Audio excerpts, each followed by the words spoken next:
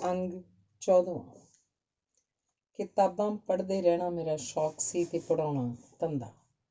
ये शौक ते धंधा हौली हौली रल मिल गए ते विद्यार्थी मेरे पढ़ाउण नूं पसंद करन लगे। मैं पंजाबी गलप तो भारती गलप तो संसार भर दी गलप विचों गल्लां करदी, गलप राहीं जिंदगी ते जिंदगी राहीं गलप नूं समझाउण दी कोशिश करदी रहिंदी। गल्लां करदी कदे कदे दूर भी लंघ जांदी। ਆਪਣੇ ਜਾਣੇ ਅੱਜ ਮੈਂ ਬਹੁਤ ਵਧੀਆ ਪੜ੍ਹਾਇਆ ਸੀ। ਵਿਦਿਆਰਥੀ ਜਿਵੇਂ ਅੱਖਾਂ ਕਿਹੜਾ ਝਮਕ ਰਹੇ ਸਨ, ਇੱਕ ਟੱਕ ਮੇਰੇ ਵੱਲ ਦੇਖ ਰਹੇ ਸਨ, ਇੱਕ ਮਨ ਮੇਰੀਆਂ ਗੱਲਾਂ ਸੁਣ ਰਹੇ ਸਨ। ਉਪਨਿਸ਼ਦਾਂ ਦੀ ਕਿਸੇ ਕਥਾ ਦੀ ਵਿਆਖਿਆ ਕਰਦਿਆਂ ਭੌਤਿਕ, ਪ੍ਰਾਭੌਤਿਕ, ਮਾਨਸਿਕ, ਅਧਿਆਤਮਕ, ਤਤ ਸੱਚ, ਮਨ, ਰੂਹ ਦੇ ਪਤਾ ਨਹੀਂ ਕਿਹੜੇ ਕਿਹੜੇ ਮੰਡਲਾਂ ਤੱਕ ਤੋਂ ਉਦਾਹਰਨਾਂ ਨਾਲ ਗੱਲਾਂ ਸਮਝਾ ਰਹੀ ਸੀ। ਅਖੀਰ 'ਚ ਬੜੀ ਤਸੱਲੀ ਨਾਲ ਮੈਂ ਇੱਕ ਵਿਦਿਆਰਥੀ ਨੂੰ ਪੁੱਛਿਆ, ਮੈਂ ਜੋ ਅੱਜ ਪੜ੍ਹਾਇਆ ਸਮਝਾਇਆ ਉਹ ਤੋਂ ਕੀ ਸਮਝ ਲੱਗੀ ਹੈ? ਅੱਜ ਤਾਂ ਤੁਸੀਂ ਜੋ ਕੁਝ ਸਮਝਾਇਆ ਤੁਹਾਨੂੰ ਆਪ ਨੂੰ ਵੀ ਨਹੀਂ ਪਤਾ, ਕੀ ਕੁਝ ਦੱਸ ਸਕਦੇ ਹੋ? ਵਿਦਿਆਰਥੀ ਦਾ ਜਵਾਬ ਸੀ, ਕੀ ਗੱਲ ਸਮਝ ਨਹੀਂ ਲੱਗਿਆ ਕੁਝ? ਮੈਂ ਫਿਰ ਪੁੱਛਿਆ, ਜੋ ਕੁਝ ਤੁਸੀਂ ਪੜ੍ਹਾਉਂਦੇ ਹੋ ਸਮਝ ਤਾਂ ਸਭ ਲੱਗ ਜਾਂਦਾ ਹੈ, ਫਿਰ ਸਮੱਸਿਆ ਕੀ ਹੈ? ਸਮੱਸਿਆ ਇਹ ਹੈ ਕਿ ਪਤਾ ਨਹੀਂ ਲੱਗਦਾ ਕਿ ਤੁਸੀਂ ਜੋ ਪੜ੍ਹਾਉਂਦੇ ਹੋ ਉਹ ਕਿੱਥੋਂ ਪੜ੍ਹ ਕੇ ਆਉਂਦੇ ਹੋ। ਸਾਰਾ ਕੁਝ ਤੁਸੀਂ ਇੱਕ ਜਨਮ 'ਚ ਨਹੀਂ ਪੜ੍ਹਿਆ ਹੁੰਦਾ, ਮੈਂ ਹੱਸ ਕੇ ਆਖਿਆ ਤੇ ਗੱਲ ਮੁਕਾ ਦਿੱਤੀ। ਇਹ ਗੱਲ ਮੈਂ ਕਿਉਂ ਆਖੀ? ਸ਼ਾਇਦ ਇਸ ਲਈ ਕਿ ਇੱਕ ਦੋ ਵਾਰੀ ਜਦੋਂ ਹਰ ਲੈਕਚਰਰ ਲਈ BA ਸੰਸਕ੍ਰਿਤ ਕਰਨੀ ਜ਼ਰੂਰੀ ਹੋ ਗਈ ਤਾਂ ਮੈਂ ਇੱਕ ਪ੍ਰੋਫੈਸਰ ਤੋਂ ਸੰਸਕ੍ਰਿਤ ਪੜ੍ਹਨੀ ਸ਼ੁਰੂ ਕਰ ਦਿੱਤੀ। ਪਰ ਪੜ੍ਹਾਈ 'ਚ ਮਨ ਨਾ ਲੱਗੇ ਕਿਉਂਕਿ ਕਈ ਚੀਜ਼ਾਂ ਨੂੰ ਰੱਟਾ ਲਾਉਣਾ ਪੈਂਦਾ ਸੀ। ਇਮਤਿਹਾਨ ਹੋਇਆ ਤਾਂ ਮੈਂ ਸੋਚਿਆ 150 ਵਿੱਚੋਂ 50 ਨੰਬਰ ਆ ਜਾਣ ਤਾਂ ਮੈਂ ਪਾਸ ਹੋ ਜਾਵਾਂ ਤਾਂ ਚੰਗਾ। ਰਿਜ਼ਲਟ ਨਿਕਲਿਆ ਤਾਂ ਮੇਰੇ 85 ਨੰਬਰ ਸਨ। ਮੈਂ ਹੈਰਾਨ ਹੋ ਕੇ ਪ੍ਰੋਫੈਸਰ ਸ਼ਰਮੇ ਨੂੰ ਦੱਸਿਆ। ਪ੍ਰੋਫੈਸਰ ਸ਼ਰਮੇ ਨੇ ਬੜੇ ਯਕੀਨ ਨਾਲ ਆਖਿਆ, ਇਹ ਤੇਰੀ ਮਿਹਨਤ ਦਾ ਫਲ ਨਹੀਂ, ਇਹ ਤਾਂ ਇਸ ਕਰਕੇ ਹੈ ਕਿ ਸੰਸਕ੍ਰਿਤ ਤੂੰ ਕਿਸੇ ਹੋਰ ਜਨਮ ਪੜ੍ਹੀ ਹੋਈ ਹੋਏਗੀ। ਜੇ ਪਹਿਲਾਂ ਕੋਈ ਜਨਮ ਨਹੀਂ ਸੀ ਤਾਂ ਹੁਣ ਤੋਂ ਪਹਿਲਾਂ ਮੈਂ ਕਿੱਥੇ ਸੀ? ਜੇ ਅਗਲਾ ਕੋਈ ਜਨਮ ਨਹੀਂ ਤਾਂ ਹੁਣ ਤੋਂ ਮਗਰੋਂ ਮੈਂ ਕਿੱਥੇ ਹੋਵਾਂਗੀ? ਇਸ ਤੋਂ ਵੀ ਬਿਨਾਂ ਇਹ ਮਾਂ ਪਿਓ, ਇਹ ਜਨਮ, ਜਾਤ, ਇਹ ਛੋਟੀ ਜਾਂ ਵੱਡੀ ਉਮਰ, ਇਹ ਦੁੱਖ ਸੁੱਖ ਪਿਛਲੇ ਜਨਮਾਂ ਦੇ ਕਰਮਾਂ ਦੇ ਹਿਸਾਬ ਅਨੁਸਾਰ ਮਿਲੇ।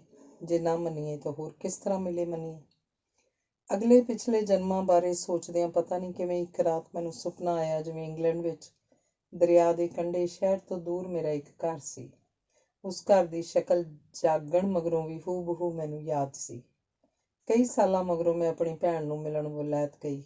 ਉੱਥੇ ਇੱਕ ਦਿਨ 2-3 ਪਰਿਵਾਰ ਰਲ ਕੇ ਦਰਿਆ ਦੇ ਕੰਢੇ ਇੱਕ ਪਾਰਕ ਵਿੱਚ ਪਿਕਨਿਕ ਲਈ ਗਏ। ਦਰਿਆ ਦੇ ਨਾਲ ਨਾਲ ਕੁਝ ਦੂਰ ਮੈਂ ਇਕੱਲੀ ਤੁਰਦੀ ਗਈ। ਯਾਦ ਆਇਆ, ਇੱਥੇ ਕਿਧਰੇ ਉਹ ਘਰ ਹੋਣਾ ਚਾਹੀਦਾ ਜਿਹੜਾ ਮੈਂ ਸੁਪਨੇ 'ਚ ਦੇਖਿਆ ਸੀ, ਪਰ ਨੇੜੇ ਤੇੜੇ ਕੋਈ ਘਰ ਨਾ ਦਿਸਿਆ। ਮਨ ਕਰਦਾ ਹੈ ਜੇ ਦਰਿਆ ਦੇ ਕੰਢੇ ਛੋਟਾ ਜਿਹਾ ਘਰ ਹੋਵੇ ਬੰਦੇ ਦਾ ਆਪਣਾ। ਵਾਪਸ ਆ ਕੇ ਮੈਂ ਕਵਲ ਤੇ ਹਰਨੇਕ ਨੂੰ ਆਖਿਆ, ਥੋੜ੍ਹਾ ਹੋਰ ਅੱਗੇ ਜਾ ਕੇ ਉਸ ਦਰਿਆ ਦੇ ਨੇੜੇ ਇੱਕ ਘਰ ਹੈ, ਪਰ ਉੱਥੇ ਕੋਈ ਰਹਿੰਦਾ ਨਹੀਂ। ਕਈਆਂ ਨੇ ਕੋਸ਼ਿਸ਼ ਕੀਤੀ ਹੈ ਪਰ ਰਾਤ ਨੂੰ ਉਹਨਾਂ ਨੂੰ ਉੱਥੇ ਕੋਈ ਜਵਾਨ ਲੜਕੀ ਤੁਰੀ ਫਿਰਦੀ ਦਿਸਦੀ ਹੈ। ਕਹਿੰਦੀ ਕੁਝ ਨਹੀਂ ਪਰ ਫਿਰ ਵੀ ਲੋਕ ਡਰ ਜਾਂਦੇ ਨੇ। ਕਵਲ ਨੇ ਦੱਸਿਆ, ਆਪਾਂ ਨੇੜੇ ਜਾ ਕੇ ਦੇਖ ਕੇ ਆਈਏ? ਮੈਂ ਹਰਨੇਕ ਨੂੰ ਪੁੱਛਿਆ। ਅੱਜ ਨਹੀਂ, ਕਦੇ ਫਿਰ ਚੱਲਾਂਗੇ। ਇਹ ਤਾਂ ਕੀ ਮੈਂ ਇੱਕ ਸੱਚੀ ਗੱਲ ਦੱਸਦਾ। ਇੱਥੇ ਇੱਕ ਥਾਂ ਹੈ ਜਿੱਥੇ ਰਾਤ ਵੇਲੇ ਬਹੁਤ ਸੋਹਣੀ ਜਵਾਨ ਕੁੜੀ ਲਿਫਟ ਮੰਗਦੀ ਹੈ, ਕਾਰ 'ਚ ਬੈਠ ਜਾਂਦੀ ਹੈ ਤੇ ਇੱਕ ਘਰ ਨੇੜੇ ਆ ਕੇ ਕਾਰ 'ਚ ਬੈਠੀ ਗਾਇਬ ਹੋ ਜਾਂਦੀ ਹੈ। ਅਗਲਾ ਕਾਰ ਰੋਕ ਕੇ ਉਸ ਘਰ ਜਾਂਦਾ ਤਾਂ ਪਤਾ ਲੱਗਦਾ ਹੈ ਕਿ ਉਸੇ ਘਰ ਦੀ ਧੀ ਹੈ ਜੋ ਬੜੇ ਸਾਲ ਹੋਏ ਘਰ ਨੂੰ ਆਉਂਦੀ ਕਾਰ ਹਾਦਸੇ 'ਚ ਮਰ ਗਈ ਸੀ। ਇਹ ਬਿਲਕੁਲ ਸੱਚੀ ਗੱਲ ਹੈ, ਮੇਰੇ ਦੋਸਤ ਨਾਲ ਇਹ ਗੱਲ ਵਾਪਰੀ। ਹਰਨੇਕ ਦੱਸਦਾ ਹੈ, ਮੈਂ ਅੱਗੋਂ ਕੁਝ ਨਹੀਂ ਕਹਿੰਦੀ, ਸਿਰਫ ਉਸ ਘਰ ਬਾਰੇ ਸੋਚਦੀ ਹਾਂ ਜਾਂ ਉਸ ਰੂਹ ਬਾਰੇ ਜੋ ਰਾਤ ਨੂੰ ਉਸ ਘਰ 'ਚ ਤੁਰੀ ਫਿਰਦੀ ਹੈ। ਰੂਹਾਂ ਦੇਸ਼ ਤੇ ਕਾਲ ਦੇ ਬੰਧਨ ਤੋਂ ਮੁਕਤ ਹੁੰਦੀਆਂ ਨੇ, ਇਹ ਮੈਂ ਜਾਣਦੀ ਹਾਂ। ਸੂਰਜ ਤੇ ਸਮੁੰਦਰ ਨਾਵਲ ਜਦੋਂ ਮੈਂ ਲਿਖਿਆ ਸੀ ਤਾਂ ਉਦੋਂ ਤੱਕ ਮੈਂ ਨਾ ਵਲੈਤ ਗਈ ਸੀ ਤੇ ਨਾ ਹੀ ਕੋਈ ਹੋਰ ਪੱਛਮੀ ਦੇਸ਼ ਦੇਖਿਆ ਸੀ। ਉਹਨੂੰ ਪੜ੍ਹ ਕੇ ਕਮਲ ਨੇ ਪੁੱਛਿਆ ਸੀ, ਤੁਸੀਂ ਤਾਂ ਵਲੈਤ ਕਦੇ ਵੀ ਆਏ ਨਹੀਂ, ਤੁਹਾਨੂੰ ਇਹ ਸਭ ਕਿਵੇਂ ਪਤਾ? ਪਤਾ ਨਹੀਂ, ਮੈਂ ਦੱਸਿਆ, ਪਰ ਮੈਨੂੰ ਪਤਾ ਹੈ ਕਿਤੇ ਜਾਣ ਲਈ ਦੇਹ ਨੂੰ ਨਾਲ ਲੈ ਕੇ ਜਾਣਾ ਤਾਂ ਜ਼ਰੂਰੀ ਨਹੀਂ ਹੁੰਦਾ। ਸ਼ਾਇਦ ਅਜਿਹੀ ਕੋਈ ਗੱਲ ਸੀ ਜਦੋਂ ਬਾਵੇ ਮਾੜੂ ਦਾਸ ਦੇ ਅੱਧੇ ਚੇਲੇ ਆਖਦੇ, ਬਾਬਾ ਮਾੜੂ ਦਾਸ ਇੰਨੇ ਦਿਨ ਗੁਫਾ ਤੋਂ ਬਾਹਰ ਹੀ ਨਹੀਂ ਗਿਆ, ਅਸੀਂ ਇੱਥੇ ਹੀ ਸੀ। ਤੇ ਅੱਧੇ ਆਖਦੇ, ਨਹੀਂ, ਬਾਬਾ ਮਾੜੂ ਦਾਸ ਸਾਡੇ ਨਾਲ ਗੰਗਾ ਇਸ਼ਨਾਨ ਕਰਕੇ ਆਇਆ।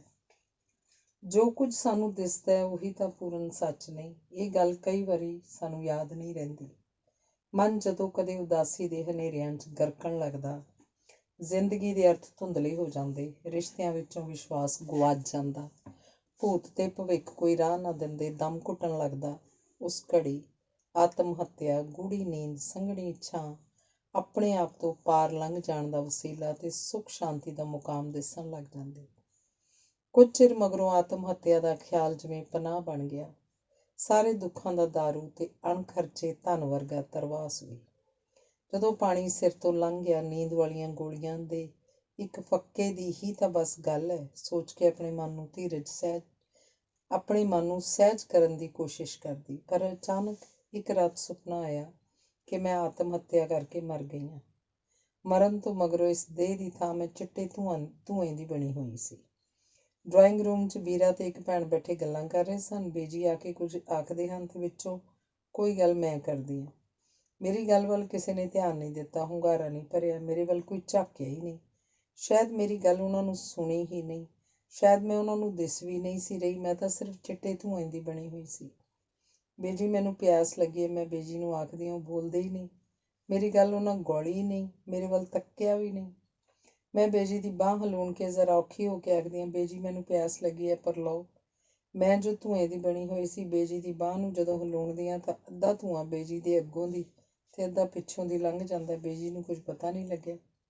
ਉਸ ਘੜੀ ਘਬਰਾ ਕੇ ਮੈਨੂੰ ਜਾਗ ਆ ਗਈ ਤੇ ਮੈਂ ਤ੍ਰਹਿ ਕੇ ਸ਼ੁਕਰ ਕੀਤਾ ਕਿ ਇਹ ਸਿਰਫ ਸੁਪਨਾ ਸੀ।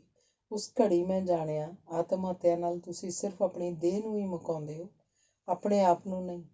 ਰਹਿੰਦੀ ਉਮਰ ਬਿਨਾਂ ਦੇਹ ਦੇ ਜਿਉਂਦੇ ਹੋ। ਸ਼ਾਇਦ ਕਿਸੇ ਨੂੰ ਭੂਤਾਂ ਪ੍ਰੇਤਾਂ ਦੀ ਜੂਨ ਆਖਦੇ ਹਨ, ਪਰ ਲੋਕ ਭੂਤਾਂ ਪ੍ਰੇਤਾਂ ਤੋਂ ਇੰਨਾ ਡਰਦੇ ਕਿਉਂ ਨੇ? ਇਸ ਲਈ ਕਿ ਉਹਨਾਂ ਵਿੱਚ ਮਰੇ ਲੋਕਾਂ ਦੀਆਂ ਰੂਹਾਂ ਹੁੰਦੀਆਂ ਨੇ। ਮਰ ਕੇ ਲੋਕ ਕਿਧਰੇ ਚਲੇ ਤਾਂ ਨਹੀਂ ਜਾਂਦੇ, ਇੱਥੇ ਹੀ ਹੁੰਦੇ ਨੇ, ਸਾਡੇ ਮਨਾਂ 'ਚ, ਸਾਡੇ ਦਿਲਾਂ 'ਚ। ਮਰਦੀ ਤਾਂ ਸਿਰਫ ਦੇਹ ਹੈ, ਨਾਮ ਤੇ ਰੂਪ ਵਿੱਚ ਸੀਮਤ ਇਹ ਦੇਹ। ਦੇਸ ਕਾਲ ਤੋਂ ਪਾਰ ਤੱਕ ਤਾਂ ਨਹੀਂ ਜਾ ਸਕਦੀ। ਤਦ ਹੀ ਤਾਂ ਬੇਜੀ ਆਖਦੇ ਸੀ, ਬੰਦੇ ਨੂੰ ਦੋ ਗੱਲਾਂ ਹਮੇਸ਼ਾ ਯਾਦ ਰੱਖਣੀਆਂ ਚਾਹੀਦੀਆਂ ਹਨ, ਇੱਕ ਰੱਬ, ਦੂਜੀ ਮੌਤ।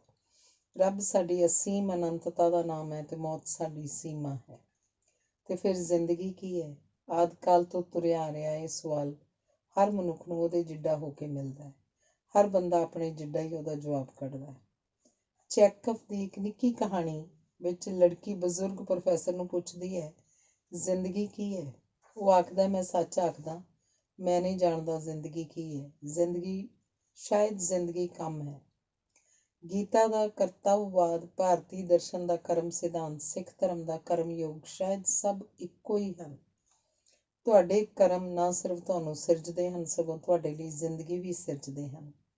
ਇਉਂ ਜ਼ਿੰਦਗੀ ਹਰ ਇੱਕ ਲਈ ਉਹੀ ਹੁੰਦੀ ਹੈ ਜੋ ਉਹ ਆਪਣੇ ਲਈ ਸਿਰਜਦਾ ਹੈ। ਵਰ ਤੇ ਸਰਾਪ ਝੂਠੀਆਂ ਗੱਲਾਂ ਨਹੀਂ, ਇਹ ਕਮਾਈ ਹੋਈ ਸਮਰੱਥਾ ਹੈ। ਇਹ ਸਮਰੱਥਾ ਜ਼ਰੂਰੀ ਨਹੀਂ ਤੁਹਾਡੇ ਇਸੇ ਜਨਮ ਦੀ ਕਮਾਈ ਹੋਵੇ। ਸਮਰੱਥਾ ਹੋਵੇ ਤਾਂ ਤੁਸੀਂ ਦੇਸ਼ ਤੇ ਕਾਲ ਦੇ ਬੰਧਨ ਤੋਂ ਵੀ ਮੁਕਤ ਹੋ ਜਾਂਦੇ ਹੋ। 2.5 ਪਲੰਘਾਂ ਵਿੱਚ ਸਾਰੀ ਧਰਤੀ ਮਿਣ ਸਕਦੇ ਹੋ, ਕਾਲ ਨੂੰ ਪਾਵੇ ਨਾਲ ਵੀ ਬੰਨ੍ਹ ਸਕਦੇ ਹੋ। ਮਰੀਚਕਾ ਕਹਾਣੀ ਵਿੱਚ ਲੜਕੀ ਲੇਖਕ ਨੂੰ ਪੁੱਛਦੀ ਹੈ, ਤੁਹਾਡਾ ਘਰ ਕਿੱਥੇ ਹੈ? ਤਾਂ ਉਹ ਆਖਦਾ, ਮੇਰੇ ਮਨ 'ਚ। ਤੁਸੀਂ ਜਿਉਂਦੇ ਹੋ ਕਿ ਮਰੇ ਹੋਏ ਹੋ? ਉਹ ਅਗਾਂਹ ਪੁੱਛਦੀ ਹੈ। ਉਹ ਦੱਸਦਾ, ਕਦੇ ਕਦੇ ਵਿੱਚੋਂ ਮਰ ਜਾਂਦਾ, ਆਮ ਕਰਕੇ ਕਦੇ ਕਿਸੇ ਬੱਚੇ, ਕਦੇ ਕਿਸੇ ਪੰਛੀ, ਕਦੇ ਕਿਸੇ ਸਾਧੂ, ਕਦੇ ਕਿਸੇ ਟਾਹਣੀ ਤੇ ਕਦੇ ਕਿਸੇ ਪੱਤੇ ਦਾ ਰੂਪ ਧਾਰ ਕੇ ਜਿਉਂ ਲੈਂਦਾ। ਇੱਕੋ ਜਨਮ 'ਚ ਇੰਨੇ ਰੂਪ ਕਿਵੇਂ ਸੰਭਵ ਨੇ? ਉਹ ਪੁੱਛਦੀ ਹੈ। ਤੂੰ ਇਸੇ ਲਈ ਮਰ ਗਈ ਕਿ ਤੂੰ ਨਿਰੀ ਮਰੀਚਕਾ ਸੀ, ਸਾਰੀ ਦੀ ਸਾਰੀ? ਉਹ ਆਖਦਾ, ਉਹ ਉਪਰੀ ਨਜ਼ਰ ਨਾਲ ਦੇਖਿਆ ਇਸ ਅਸੁਭਾਵਿਕ ਜਿਹੀਆਂ ਗੱਲਾਂ ਲੱਗਦੀਆਂ ਨੇ, ਪਰ ਇਹ ਅਸੁਭਾਵਿਕ ਨਹੀਂ। ਬਾਪੂ ਜੀ ਗੁਜ਼ਰੇ ਤਾਂ ਬੇਜੀ ਬਹੁਤ ਪਰੇਸ਼ਾਨ ਹੋ ਗਏ ਸਨ। ਉਹ ਕਈ ਵਾਰੀ ਆਖਦੇ, ਹੇ ਰੱਬਾ, ਮੈਨੂੰ ਜਿਉਂਦੀ ਨੂੰ ਹੋਰ ਕਿਸੇ ਮੌਤ ਦਾ ਦੁੱਖ ਨਾ ਵਿਖਾਈ। ਬਾਪੂ ਜੀ ਤੋਂ ਮਗਰੋਂ 30 ਸਾਲ ਜਿਉਂਦੇ ਰਹੇ। ਉਹਨਾਂ ਦੇ ਪੇਕਿਆਂ ਦੇ ਤੇ ਸਹੁਰਿਆਂ ਦੇ ਪਰਿਵਾਰਾਂ ਵਿੱਚ ਇਹਨਾਂ 30 ਸਾਲਾਂ 'ਚ ਕੋਈ ਮੌਤ ਨਹੀਂ ਸੀ ਹੋਈ। ਕਿਸੇ ਵੇਲੇ ਬਹੁਤੀਆਂ ਧੀਆਂ ਦੇ ਪੁੱਤਰ ਦੀ ਅਣਹੋਂਦ ਤੋਂ ਪਰੇਸ਼ਾਨ ਰਹੇ ਸਨ। ਉਹਨਾਂ ਆਖਿਆ, ਰੱਬਾ, ਸਾਡੇ ਘਰ ਹੁਣ ਕੁੜੀ ਨਾ ਕੋਈ ਭੇਜੀ। ਉਹਨਾਂ ਦੀਆਂ ਸਾਰੀਆਂ ਧੀਆਂ ਤੇ ਪੁੱਤਰ ਹੀ ਪੁੱਤਰ ਹਨ, ਧੀ ਕਿਸੇ ਦੇ ਨਹੀਂ। ਇਹ ਮਹਿਜ਼ ਇਤਫਾਕ ਸੀ ਜਾਂ ਅਰਦਾਸ ਦੀ ਸਮਰੱਥਾ? ਨਹੀਂ ਜਾਣਦੀ। ਵੀਰੇ ਬਾਰੇ ਮਾਸੀ ਆਖਦੀ ਸੀ, ਇਹਨੂੰ ਤਾਂ ਮੇਰੀ ਮਾਂ ਰੱਬ ਕੋਲੋਂ ਮੱਲੋ ਮੱਲੀ ਮੰਗ ਲਿਆਈ ਹੈ ਤੇ ਰੱਬ ਇਹਦੀ ਤੇਰੀ ਮਾਂ ਦੀ ਕੋਈ ਗੱਲ ਮੋੜਦਾ ਨਹੀਂ। ਮਾਸੀ ਦੀ ਇਹ ਗੱਲ ਮੈਨੂੰ ਮਜ਼ਾਕ ਨਹੀਂ ਲੱਗਦੀ। ਤੁਸੀਂ ਆਪਣੀ ਇੱਛਾ ਦੇ ਬਲ ਨਾਲ ਚਾਹੋ ਤਾਂ ਧੁੱਪ ਚੜ੍ਹਾ ਸਕਦੇ ਹੋ, ਚਾਹੋ ਤਾਂ ਬੱਦਲ ਲਿਆ ਸਕਦੇ ਹੋ। ਸਾਡੇ ਘਰ ਫੁੱਲਾਂ ਦੀ ਇੱਕ ਵੇਲ ਲੱਗੀ ਹੋਈ ਸੀ। ਬਹੁਤ ਚਿਰ ਉਹਨੂੰ ਫੁੱਲ ਨਹੀਂ ਸੀ ਲੱਗੇ। ਮਾਲੀ ਆਖਦਾ ਸੀ ਪੁੱਟ ਦਿੰਦੇ ਹਾਂ। ਮੈਂ ਆਖਿਆ ਨਹੀਂ। ਮੈਨੂੰ ਸੁਪਨਾ ਆਇਆ ਸੀ ਜਿਵੇਂ ਵੇਲ ਉੱਪਰ ਬਹੁਤ ਸੋਹਣੇ ਚਿੱਟੇ ਫੁੱਲ ਖਿੜੇ ਹੋਏ ਹਨ। ਮਹੀਨੇ ਕੁ ਮਗਰੋਂ ਸੱਚਮੁੱਚ ਹੀ ਉਸ ਵੇਲ ਉੱਪਰ ਚਿੱਟੇ ਫੁੱਲ ਖਿੜ ਗਏ ਸਨ। ਕੀ ਮੈਂ ਵਕਤ ਦੇ ਵਿੱਚ ਹੀ ਦੇਖ ਲਿਆ ਸੀ ਜਾਂ ਵੇਲ ਤੱਕ ਮੇਰੀ ਗੱਲ ਪਹੁੰਚ ਗਈ ਸੀ ਤੇ ਉਹਨੇ ਮੇਰੀ ਗੱਲ ਮੰਨ ਲਈ ਸੀ? ਮੈਂ ਨਹੀਂ ਜਾਣਦੀ। ਅੰਗ 15। ਇੱਕ ਦਿਨ ਯੂਨੀਵਰਸਿਟੀ 'ਚ ਸਵੇਰੇ ਸਵੇਰੇ ਛੁੱਟੀ ਹੋ ਗਈ। ਪਤਾ ਲੱਗਿਆ ਹੋਸਟਲ 'ਚ ਇੱਕ ਲੜਕੀ ਮਰ ਗਈ ਹੈ। ਪਤਾ ਲੱਗਿਆ ਉਹਦਾ ਕਿਸੇ ਲੜਕੇ ਨਾਲ ਅਫੇਅਰ ਸੀ, ਇਸ ਕਰਕੇ ਉਹਨੇ ਆਤਮ ਹੱਤਿਆ ਕਰ ਲਈ ਹੈ। ਬੇਵਕੂਫ ਸੀ, ਮੈਂ ਸੋਚਿਆ। 1,84 ਜੂਨ ਭੋਗ ਕੇ ਮਿਲਿਆ ਇਹ ਜਨਮ, ਇਉਂ ਥੋੜ੍ਹੀ ਬਰਬਾਦ ਕਰ ਲੈਣਾ ਚਾਹੀਦਾ ਹੈ। ਪਤਾ ਲੱਗਿਆ ਉਸ ਲੜਕੇ ਨੇ ਕਿਸੇ ਪੋਲੀਟੀਸ਼ੀਅਨ ਦੀ ਲੜਕੀ ਨਾਲ ਸ਼ਾਦੀ ਕਰ ਲਈ ਹੈ, ਜਿਹਨੇ ਨੌਕਰੀ ਦਾ ਵੀ ਪ੍ਰਬੰਧ ਕਰਕੇ ਦਿੱਤਾ ਹੈ ਤੇ ਵਿਆਹ ਵਿੱਚ ਕਾਰ ਵੀ ਦਿੱਤੀ ਹੈ। ਉਹਦੀ ਸਹੇਲੀ ਨੇ ਇਹ ਵੀ ਦੱਸਿਆ ਕਿ ਅਗਰ ਉਹ ਚਾਹੁੰਦੀ ਤਾਂ ਅਜੇ ਵੀ ਅਫੇਅਰ ਚੱਲਦਾ ਰੱਖ ਕੇ ਉਸ ਪੋਲੀਟੀਸ਼ੀਅਨ ਦੀ ਧੀ ਤੋਂ ਬਦਲਾ ਲੈ ਸਕਦੀ ਸੀ, ਪਰ ਉਹ ਅਜਿਹੀ ਨਹੀਂ ਸੀ। ਬਹੁਤ ਉਦਾਸ ਹੋ ਕੇ ਮੈਂ ਸੋਚਦੀ ਰਹੀ, ਕੁੜੀਆਂ ਇਹ ਕਿਉਂ ਨਹੀਂ ਸਮਝਦੀਆਂ ਕਿ ਜਿਹੜਾ ਬੰਦਾ ਜ਼ਿੰਦਗੀ 'ਚ ਤੁਹਾਨੂੰ ਰਵਾਉਂਦਾ ਹੈ ਉਹ ਇਸ ਯੋਗ ਹੀ ਨਹੀਂ ਕਿ ਉਹਦੇ ਲਈ ਰੋਇਆ ਜਾਵੇ। ਫਿਰ ਖਿਆਲ ਆਇਆ, ਸਿਲਵੀਆ ਪਲਾਥ ਏਡੀ ਵੱਡੀ ਲੇਖਿਕਾ ਸੀ, ਬੱਚੇ ਸਨ, ਸੋਹਣੀ ਸੀ ਤੇ ਪੱਛਮੀ ਦੇਸ਼ਾਂ ਵਿੱਚ ਰੋਟੀ ਦੀ ਤਾਂ ਸਮੱਸਿਆ ਹੀ ਨਹੀਂ। ਉਹ ਵੀ ਆਤਮਘਾਤ ਕਰ ਲੈਂਦੀ ਹੈ ਜਦੋਂ ਉਹਦਾ ਪਤੀ ਉਹਨੂੰ ਛੱਡ ਕੇ ਕਿਸੇ ਹੋਰ ਔਰਤ ਨਾਲ ਵਿਆਹ ਕਰ ਲੈਂਦਾ। ਔਰਤ ਦੇ ਮਨ 'ਚ ਆਪਣਾ ਕੋਈ ਮੁੱਲ ਕਿਉਂ ਨਹੀਂ? ਉਹ ਆਪਣਾ ਓਨਾ ਕੋਈ ਮੁੱਲ ਕਿਉਂ ਸਮਝਦੀ ਹੈ ਜਿੰਨਾ ਕੁ ਮੁੱਲ ਕੋਈ ਆਦਮੀ ਉਹਦਾ ਪਾਉਂਦਾ ਹੈ? ਦੂਸਰੀ ਗੱਲ, ਜਿਹੜਾ ਬੰਦਾ ਜਾਣਾ ਚਾਹੁੰਦਾ ਉਹ ਮਨ ਤੋਂ ਤਾਂ ਸਮਝੋ ਚਲਿਆ ਹੀ ਗਿਆ, ਉਹਨੂੰ ਰੱਖ ਕੇ ਵੀ ਕੀ ਕਰੋਗੇ? ਆਦਮੀ ਦਲੀਲ ਦੇ ਸਕਦੇ ਹਨ ਕਿ ਕਿਸੇ ਵੀ ਰਿਸ਼ਤੇ ਦਾ ਮਤਲਬ ਉਮਰ ਕੈਦ ਨਹੀਂ, ਬੰਦਾ ਰਿਸ਼ਤੇ ਤੋਂ ਪਾਰ ਵੀ ਤਾਂ ਲੰਘ ਸਕਦਾ ਹੈ। ਹਾਂ, ਜਿਹੜੀਆਂ ਲੜਕੀਆਂ ਫੈਸਲੇ ਆਪ ਕਰਦੀਆਂ ਹਨ ਉਹਨਾਂ ਨੂੰ ਇਹਨਾਂ ਫੈਸਲਿਆਂ ਦਾ ਮੁੱਲ ਤਾਰਨ ਜੋਗੀਆਂ ਤਕੜੀਆਂ ਵੀ ਤਾਂ ਹੋਣਾ ਚਾਹੀਦਾ ਹੈ। ਕਿਸੇ ਮਰੇ ਹੋਏ ਰਿਸ਼ਤੇ ਨੂੰ ਨਾਲ ਚੁੱਕੀ ਫਿਰਨਾ ਬਹੁਤ ਦੁਖਦਾਈ ਹੋ ਸਕਦਾ ਹੈ। ਗੱਲ ਇੱਥੇ ਠੀਕ ਬੇਠੀਕ ਦੀ ਨਹੀਂ ਰਹਿ ਜਾਂਦੀ। ਗੱਲ ਹੈ ਕਿ ਅਗਰ ਇਉਂ ਵਾਪਰਦਾ ਫਿਰ ਕੀ ਕਰਨਾ? ਅਗਰ ਤੁਸੀਂ ਆਪਣੀ ਰੋਟੀ ਕਮਾਉਣ ਜੋਗੇ ਹੋ ਫਿਰ ਬਹੁਤ ਕੁਝ ਸੌਖਾ ਹੋ ਜਾਂਦਾ ਹੈ। ਇਹ ਜ਼ਰੂਰੀ ਹੈ। ਰਿਸ਼ਤੇ ਨਿੱਤ ਕਮਾਉਣੇ ਪੈਂਦੇ ਨੇ, ਨਿੱਤ ਮੁੱਲ ਤਾਰਨਾ ਪੈਂਦਾ, ਰੋਟੀ ਖਾਣ ਵਾਂਗ, ਸਾਹ ਲੈਣ ਵਾਂਗ। ਅਸੀਂ ਭੁੱਲ ਜਾਂਦੇ ਹਾਂ ਰਿਸ਼ਤਿਆਂ ਦੀ ਪ੍ਰਾਪਤੀ ਤੋਂ ਤਾਂ ਰਿਸ਼ਤਿਆਂ ਦਾ ਆਦ ਹੁੰਦਾ। ਜੇ ਕੋਈ ਧਰਮ, ਇਖਲਾਕ, ਸਮਾਜ, ਪਰਿਵਾਰ ਸਹਾਈ ਨਹੀਂ ਹੁੰਦੇ ਤੇ ਇੱਕੋ ਇੱਕ ਮੌਤ ਦਾ ਰਾਹ ਹੀ ਸੌਖਾ ਲੱਗਦਾ ਤਾਂ ਤੁਹਾਨੂੰ ਆਪਣੇ ਆਪ ਨੂੰ ਹੀ ਤਕੜਿਆਂ ਕਰਨ ਦੀ ਲੋੜ ਹੈ। ਪਹਿਲੀ ਗੱਲ ਤਾਂ ਲੜਕੀਆਂ ਲਈ ਸੋਚਣ ਵਾਲੀ ਗੱਲ ਇਹ ਹੈ ਕਿ ਤੁਸੀਂ ਮਾਪਿਆਂ ਨਾਲੋਂ ਵਧੇਰੇ ਚੰਗਾ ਬੰਦਾ ਲੱਭ ਲਓਗੀਆਂ। ਦੂਸਰੀ ਗੱਲ, ਜੇ ਬੰਦੇ ਨੂੰ ਉਹ ਸਭ ਕੁਝ ਪ੍ਰਾਪਤ ਹੋ ਜਾਏ ਜੋ ਵਿਆਹ ਨਾਲ ਹੀ ਪ੍ਰਾਪਤ ਹੋਣਾ, ਫਿਰ ਉਹ ਵਿਆਹ ਕਿਉਂ ਕਰੇਗਾ? ਤੀਸਰੀ ਗੱਲ, ਜੇ ਲੜਕਿਆਂ ਲਈ ਅਫੇਅਰ ਸੰਜੀਦਾ ਗੱਲ ਨਹੀਂ ਤਾਂ ਲੜਕੀਆਂ ਇਸ ਗੱਲ ਬਾਰੇ ਇੰਨੀਆਂ ਭਾਵੁਕ ਕਿਉਂ ਹਨ? ਇਸ ਲਈ ਕਿ ਉਹ ਬੇਵਕੂਫ ਹਨ। ਮੂੰਹ ਕੂਲ ਹੋਣਾ, ਨਾ ਕਰ ਸਕਣੀ, ਨਿੱਕੀਆਂ ਨਿੱਕੀਆਂ ਗੱਲਾਂ, ਨਿੱਕੇ ਨਿੱਕੇ ਤੋਹਫਿਆਂ ਬਾਰੇ ਭਾਵੁਕ ਹੋ ਜਾਣਾ। ਜੇ ਅਫੇਅਰ ਨਹੀਂ ਕਿਸੇ ਨਾਲ ਤਾਂ ਆਪਣੇ ਆਪ ਨੂੰ ਬਾਕੀਆਂ ਦੇ ਮੁਕਾਬਲੇ 'ਚ ਘਟੀਆ ਸਮਝਣਾ, ਮਨ ਹੀ ਮਨ ਅਗਲੇ ਨੂੰ ਮਨ ਮਰਜ਼ੀ ਦਾ ਚਿਤਵ ਲੈਣਾ, ਇਹਨਾਂ ਸਭ ਗੱਲਾਂ ਦਾ ਵੇਲਾ ਹੁਣ ਲੰਘ ਚੁੱਕਿਆ। ਅੱਜ ਦੀ ਔਰਤ ਤਾਂ ਦੂਜੀ ਔਰਤ ਨੂੰ ਆਖਣ ਦੇ ਸਮਰੱਥ ਹੈ, ਮੈਂ ਇਹਦੇ ਜੂਠੇ ਭਾਂਡੇ ਮਾਂਜਦੀ ਹਾਂ, ਇਹਦੀਆਂ ਗੰਦੀਆਂ ਜੁਰਾਬਾਂ ਧੋਂਦੀਆਂ, ਇਹਦੇ ਬੱਚਿਆਂ ਨੂੰ ਪਾਲਦੀਆਂ, ਬਿਨਾਂ ਤਨਖਾਹ ਸਾਰੇ ਕੰਮ ਕਰਦੀਆਂ।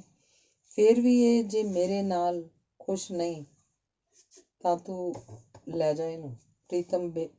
ਪ੍ਰਤਿਮਾ ਬੇਦੀ ਕਬੀਰ ਬੇਦੀ ਬਾਰੇ ਆਖਦੀ ਹੈ, ਜੇ ਮੇਰੇ ਨਾਲ ਖੁਸ਼ ਨਹੀਂ ਰਹਿ ਸਕਦਾ ਤਾਂ ਕਿਸੇ ਔਰਤ ਨਾਲ ਵੀ ਖੁਸ਼ ਨਹੀਂ ਰਹਿ ਸਕਦਾ। ਤੇ ਉਹਦੀ ਗੱਲ ਸੱਚ ਹੈ। ਕਬੀਰ ਬੇਦੀ ਇੱਕ ਤੋਂ ਮਗਰੋਂ ਦੂਸਰੀ, ਤੀਸਰੀ, ਚੌਥੀ ਔਰਤ ਨਾਲ ਵਿਆਹ ਕਰੀ ਜਾ ਰਹੀ ਹੈ।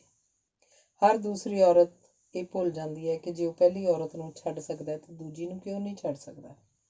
ਪਤਾ ਨਹੀਂ ਕਿਸ ਬਿਧ ਅਸੀਂ ਇੱਕੋ ਵੇਲੇ ਇੱਕੋ ਥਾਂ ਆ ਪਹੁੰਚੇ ਤੇ ਇੱਕ ਦੂਜੇ ਦਾ ਰਾਹ ਉਲੰਘਿਆ। ਇਹ ਵੀ ਪਤਾ ਨਹੀਂ ਕਿੱਥੇ, ਕਿਹੜੇ ਵੇਲੇ ਕੌਣ ਨਿਖੜ ਜਾਏ ਹਮੇਸ਼ਾ ਲਈ। ਇਹ ਤਸ਼ੱਦਦ ਕਾਹਦੇ ਲਈ? ਆਪਣੇ ਉੱਪਰ ਵੀ ਤੇ ਦੂਜਿਆਂ ਉੱਪਰ ਵੀ।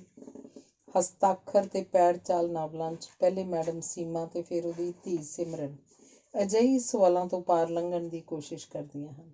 ਸੀਮਾ ਨੂੰ ਇਹ ਸਵਾਲ ਦਰੜ ਕੇ ਲੰਘ ਜਾਂਦੇ ਨੇ ਤੇ ਸਿਮਰਨ ਉਹਨਾਂ ਨੂੰ ਆਪਣੇ ਪੈਰਾਂ ਹੇਠ ਦੁਬਦਾ 'ਚ ਖਲੋਤੀ ਹੈ। ਲੋਕ ਆਖਦੇ ਨੇ ਮੈਂ ਆਪਣੇ ਨਾਵਲਾਂ 'ਚ ਔਰਤਾਂ ਦਾ ਪੱਖ ਪੂਰਦੀ ਹਾਂ। ਕਾਹਨੂੰ? ਆਪਣਾ ਤਾਂ ਇਹ ਉਹ ਹਿਸਾਬ ਹੈ ਕਿ ਇੱਕ ਥਾਂ ਅੰਬ ਦੇ ਦਰਖਤ ਉੱਪਰ ਬੈਠੇ ਬਾਂਦਰ ਦੇ ਲੋਕ ਇੱਟਾਂ ਰੋੜੇ ਮਾਰ ਰਹੇ ਸਨ।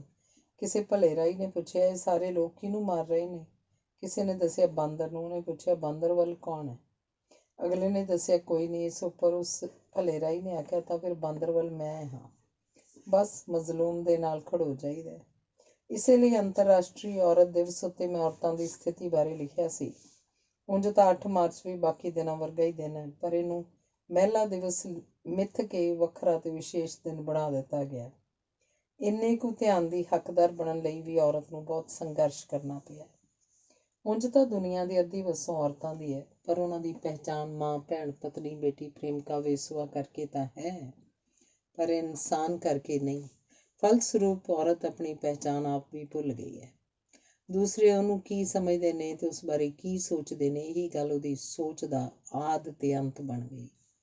ਪ੍ਰਚਲਿਤ ਰਵਾਇਤ ਰਾਹ ਤੋਂ ਜੇ ਉਹਨੇ ਕਦੇ ਵਿਦਰੋਹ ਵੀ ਕੀਤਾ ਤਾਂ ਉਹ ਵੀ ਆਪਣੇ ਲਈ ਨਹੀਂ, ਸਗੋਂ ਕਿਸੇ ਮਰਦ ਲਈ। ਹੀਰ ਜੇ ਧਰਮ ਸਮਾਜ ਲੋਕਾਚਾਰ ਨੂੰ ਉਲੰਘਦੀ ਹੈ ਤਾਂ ਰਾਂਝੇ ਲਈ। ਔਰਤ ਦੀ ਇਸ ਸਥਿਤੀ ਦੇ ਜ਼ਿੰਮੇਵਾਰ ਧਾਰਮਿਕ, ਸਮਾਜਿਕ, ਆਰਥਿਕ, ਮਨੋਵਿਗਿਆਨਕ ਤੇ ਸਰੀਰਕ ਕਾਰਨਾਂ ਤੋਂ ਬਿਨਾਂ ਉਹ ਖੁਦ ਵੀ ਜ਼ਿੰਮੇਵਾਰ ਹੈ। ਉਹਦੀ ਇਸ ਸਥਿਤੀ ਨੂੰ ਉਹਨੂੰ ਔਰਤ ਤੋਂ ਵਸਤੂ ਦੀ ਸਥਿਤੀ 'ਤੇ ਪਹੁੰਚਾ ਦਿੱਤਾ, ਜਿਹਨੂੰ ਵੇਚਿਆ ਜਾ ਸਕਦਾ ਹੈ, ਵਟਾਇਆ ਜਾ ਸਕਦਾ ਹੈ, ਜਲਾਇਆ ਜਾ ਸਕਦਾ ਹੈ ਤੇ ਚੀਜ਼ਾਂ ਦੀ ਵਿਕਰੀ ਲਈ ਇਸ਼ਤਿਹਾਰ ਬਣਾਇਆ ਜਾ ਸਕਦਾ ਹੈ। ਪਰ ਮਹਾਂਭਾਰਤ 'ਚ ਲਿਖਿਆ ਹੋਇਆ ਹੈ ਕਿ ਔਰਤ ਦੀ ਰੱਖਿਆ ਕਰਕੇ ਬੰਦਾ ਆਪਣੇ ਬੱਚਿਆਂ ਦੀ ਰੱਖਿਆ ਕਰ ਰਿਹਾ ਹੁੰਦਾ ਹੈ। ਬੱਚਿਆਂ ਦੀ ਰੱਖਿਆ ਕਰਕੇ ਉਹ ਆਪਣੇ ਆਪ ਦੀ ਰੱਖਿਆ ਕਰ ਰਿਹਾ ਹੁੰਦਾ ਹੈ। ਤੇ ਜੇ ਉਹ ਔਰਤ ਦੀ ਰੱਖਿਆ ਨਹੀਂ ਕਰ ਰਿਹਾ ਤਾਂ ਸਮਝੋ ਉਹ ਆਪਣੇ ਬੱਚਿਆਂ ਦੀ ਰੱਖਿਆ ਨਹੀਂ ਕਰ ਰਿਹਾ, ਤੇ ਜੇ ਬੱਚਿਆਂ ਦੀ ਰੱਖਿਆ ਨਹੀਂ ਕਰ ਰਿਹਾ ਤਾਂ ਸਮਝੋ ਆਪਣੇ ਆਪ ਦੀ ਰੱਖਿਆ ਨਹੀਂ ਕਰ ਰਿਹਾ। ਮਤਲਬ ਸਾਫ਼ ਹੈ ਕਿ ਔਰਤ ਦੀ ਸਥਿਤੀ ਦਾ ਨੁਕਸਾਨ ਮਨੁੱਖ ਨੂੰ ਹੋਇਆ, ਮਨੁੱਖ ਜਾਤੀ ਨੂੰ ਹੋਇਆ। ਜੇ ਅਸੀਂ ਗੱਲ ਆਪਣੇ ਦੇਸ਼ ਤੱਕ ਸੀਮਤ ਕਰੀਏ ਤਾਂ ਵਧੇਰੇ ਸਾਰਥਕ ਕਰ ਸਕਾਂਗੇ। ਮਨੂ ਸਮ੍ਰਿਤੀ 'ਚ ਮਨੂ ਆਖਦਾ ਹੈ, ਜਿਸ ਘਰ 'ਚ ਔਰਤਾਂ ਦੁਖੀ ਹਨ ਉੱਥੇ ਕੋਈ ਵੀ ਪੁੰਨ ਨਹੀਂ ਫਲਦਾ, ਉਹ ਘਰ ਛੇਤੀ ਤਬਾਹ ਹੋ ਜਾਏਗਾ। ਉਪਨਿਸ਼ਦਾਂ 'ਚ ਲਿਖਿਆ ਕਿ ਮਨੁੱਖ ਸਿਰ 3 ਰਿਣ ਹੁੰਦੇ ਹਨ, ਇੱਕ ਪਿੱਤਰਾਂ ਦਾ, ਦੂਜਾ ਮਾਂ ਦਾ, ਤੀਜਾ ਗੁਰੂ ਦਾ। ਇਹਨਾਂ ਵਿੱਚੋਂ ਬੰਦਾ ਕੋਸ਼ਿਸ਼ ਕਰੇ ਤਾਂ 2 ਰਿਣ ਉਤਾਰ ਸਕਦਾ ਹੈ, ਪਿੱਤਰਾਂ ਦਾ ਤੇ ਗੁਰੂ ਦਾ ਰਿਣ, ਪਰ ਮਾਂ ਦਾ ਰਿਣ ਉਹ ਕਦੇ ਨਹੀਂ ਲਾ ਸਕਦਾ। ਪਰ ਇਹ ਗੱਲਾਂ ਤਾਂ ਸਾਨੂੰ ਬਹੁਤ ਦੇਰ ਦੀਆਂ ਭੁੱਲ ਗਈਆਂ ਹਨ। ਜ਼ਿੰਦਗੀ ਦੀਆਂ ਸੰਚਾਲਕ ਸ਼ਕਤੀਆਂ ਵਿੱਚੋਂ ਸਭ ਤੋਂ ਵੱਧ ਜ਼ੋਰਾਵਰ ਸ਼ਕਤੀ ਆਰਥਿਕਤਾ ਨੇ ਔਰਤ ਨੂੰ ਬਿਨਾਂ ਮਜ਼ਦੂਰੀ, ਬਿਨਾਂ ਛੁੱਟੀ, ਬਿਨਾਂ ਤਰੱਕੀ, ਬਿਨਾਂ ਪਦਵੀ, ਬਿਨਾਂ ਪੈਨਸ਼ਨ ਦੇ ਘਰ ਦੀ ਰਾਣੀ ਆ ਕੇ ਘਰ ਦੀ ਨੌਕਰਾਣੀ ਬਣਾ ਦਿੱਤਾ ਹੈ। ਕਿਸ ਉਮਰ 'ਚ, ਕਿਸ ਸਥਿਤੀ 'ਚ ਕੀ ਰੋਲ ਕਰਨਾ ਹੈ, ਇਹ ਵੀ ਮਿੱਥ ਦਿੱਤਾ। ਜਿੰਨੀ ਕਾਮਯਾਬੀ ਨਾਲ ਕੋਈ ਔਰਤ ਆਪਣਾ ਰੋਲ ਅਦਾ ਕਰਦੀ ਹੈ, ਉਨੀ ਉਹ ਕਾਮਯਾਬ ਹੈ। ਜਿੱਥੇ ਉਹ ਮਿਲਿਆ ਪਾਠ ਭੁੱਲ ਕੇ ਆਪਣੀ ਗੱਲ ਕਰਨ ਲੱਗ ਪਈ, ਉੱਥੇ ਹੀ ਸਜ਼ਾ ਦੀ ਭਾਗੀ ਹੈ, ਕਿਉਂਕਿ ਸਮਾਜ ਨੇ ਉਹਨੂੰ ਧੀ, ਭੈਣ, ਪਤਨੀ, ਮਾਂ, ਪ੍ਰੇਮਿਕਾ, ਵੇਸ਼ਵਾ ਆਦਿ ਦੇ ਰੂਪ 'ਚ ਸਵੀਕਾਰ ਕੀਤਾ ਹੈ, ਇਨਸਾਨ ਦੇ ਰੂਪ 'ਚ ਨਹੀਂ। ਅਸੀਂ ਦੇਖਦੇ ਹਾਂ ਸਾਡੇ ਸਮਾਜ 'ਚ ਕੁੜੀ ਤੇ ਕੂੜਾ ਸਮਾਨ ਅਰਥਕ ਹਨ। ਬਾਕੀ ਹਰ ਚੀਜ਼ ਦਾ ਮੁੱਲ ਦੇਣਾ ਪੈਂਦਾ ਹੈ। ਸਿਰਫ ਕੂੜਾ ਚੁੱਕਣ ਵਾਲੇ ਨੂੰ ਨਾਲ ਕੁਝ ਦੇਈਦਾ ਹੈ, ਤੇ ਇਸ ਤਰ੍ਹਾਂ ਕੁੜੀ ਵਿਆਹ ਕੇ ਲੈ ਜਾਣ ਵਾਲੇ ਨੂੰ ਵੀ ਬਹੁਤ ਕੁਝ ਨਾਲ ਦੇਣਾ ਪੈਂਦਾ ਹੈ। ਅੱਗੇ ਲੋਕ ਧੀਆਂ ਨੂੰ ਜੰਮਦੀਆਂ ਨੂੰ ਮਾਰ ਦਿੰਦੇ ਸਨ ਤੇ ਕੁਝ ਲੋਕ ਟੈਸਟ ਕਰਵਾ ਕੇ ਜੰਮਣ ਤੋਂ ਪਹਿਲਾਂ ਹੀ ਮਾਰ ਦਿੰਦੇ ਹਨ। ਇਸ ਸਥਿਤੀ 'ਚ ਔਰਤ ਨੂੰ ਯਾਦ ਹੀ ਨਹੀਂ ਰਿਹਾ ਉਹ ਕੌਣ ਹੈ, ਉਹ ਕੀ ਹੈ।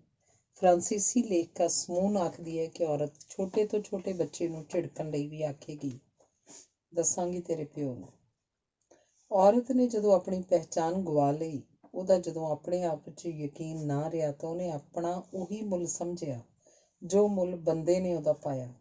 ਇਹ ਕਿਸੇ ਇੱਕ ਜਾਤੀ, ਕੌਮ ਜਾਂ ਦੇਸ਼ ਦੀ ਕਹਾਣੀ ਨਹੀਂ, ਔਰਤ ਜ਼ਾਤ ਦੀ ਕਹਾਣੀ ਹੈ।